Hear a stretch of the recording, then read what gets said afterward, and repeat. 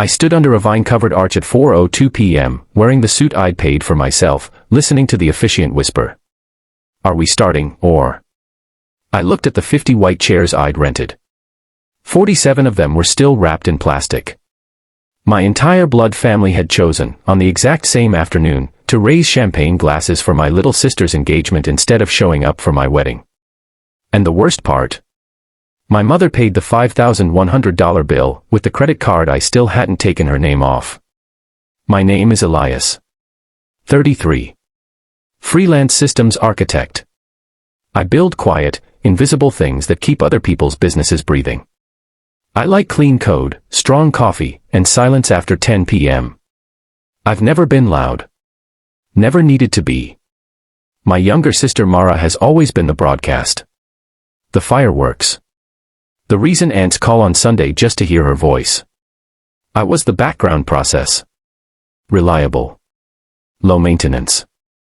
Occasionally useful when the printer died. 4 years ago I met Lena. She collects mismatched mugs from thrift stores because each one has a story. She leaves sticky notes on my monitor that say things like, "You forgot to drink water again, nerd." When I asked her to marry me on a random Tuesday in October, she cried so hard she couldn't speak for almost 90 seconds. We planned something deliberately small. Vineyard outside the city. Late afternoon light. 50 chairs. Sunset dinner. No DJ. No speeches. Just people we actually loved in the same space for a few hours. My parents sighed about the lack of church. Mara smirked and called it hipster cosplay. I smiled, nodded, let it roll off like always. I've spent 33 years practicing the art of letting things roll off. 2 months before the wedding, Mara asked to be in charge of the cake. We Venmo'd her $520 from the wedding account. 6 weeks passed. No photo. No bakery name. Just, "It's handled." Then Lena found the refund confirmation in Mara's spam folder. Same day she'd booked a full spa package for herself and 3 friends. When confronted she shrugged. Cake is overrated. People just take one bite for the picture anyway. I stared at the wall for 17 minutes. Then I told Lena, "It's fine. We'll buy cupcakes." It wasn't fine. But I still hadn't learned how to say the word no out loud. Wedding morning. I'm in the groom's cabin trying to knot my tie for the 3rd time. Phone buzzes at 3:38 p.m. Mara. Relax. Nobody's coming. I read it twice. Then a second message lands like a second punch. We're at my engagement thing instead. Sorry, not sorry. 1 minute 40 seconds later, Mom. Hey sweetie, I used your card for the venue deposit plus dinner. 5,100, can you load more when you get a sec? Love you. I typed, understood. Hit send. Put the phone face down on the dresser. Walked outside. The officiant was shifting from foot to foot near the arch. Elias, should we wait a little longer? I looked at the empty rows again. The plastic still on. The string lights already glowing even though the sun hadn't started to set. No, I said.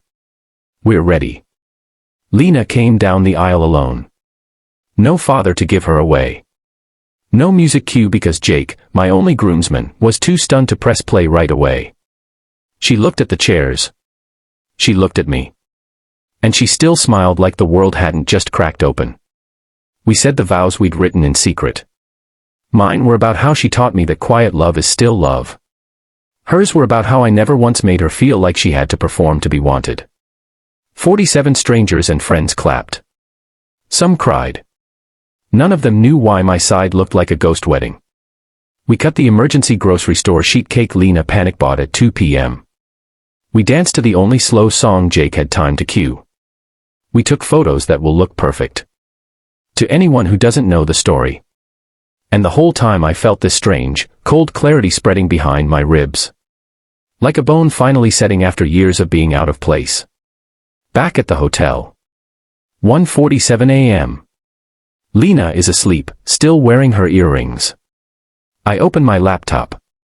I've had a small YouTube channel since 2020. Mostly dry Linux tutorials. A couple prank videos with friends. One freakishly viral rant about printer drivers that got me to 74,000 subscribers. Enough that the algorithm occasionally remembers I exist. I hit record. Still in my suit. Tie hanging loose. Hair wrecked from nervous hands.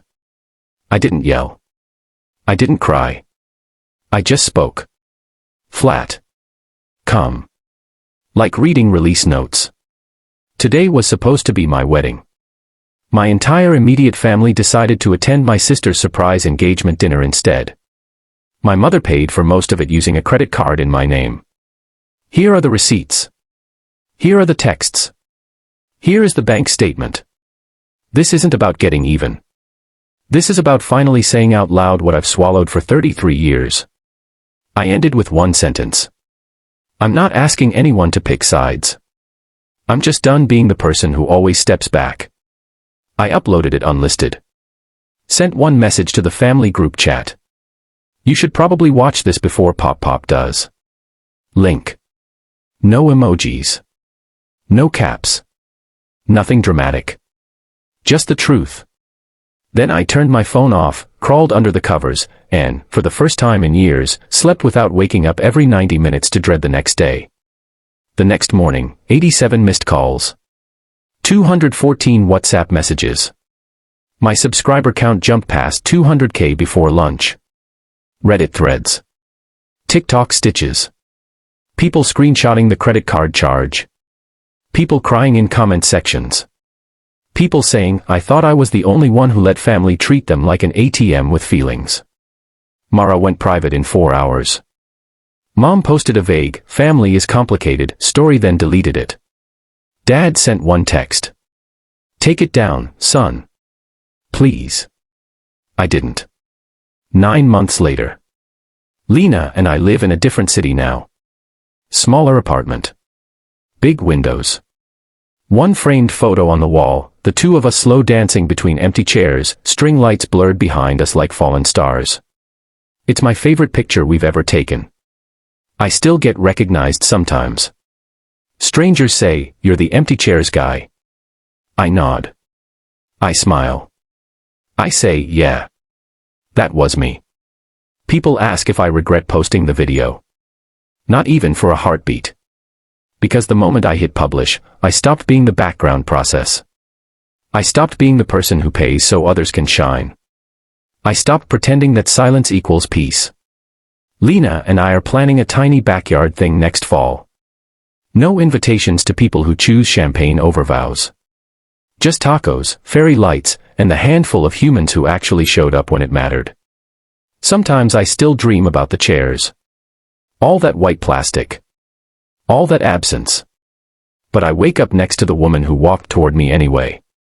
And that's louder than any apology they never gave. So I want to ask you something, honestly.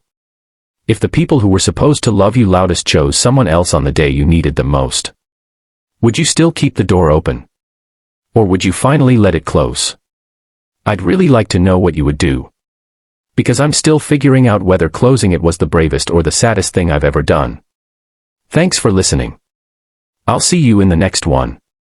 Stay blessed. Do subscribe for more stories.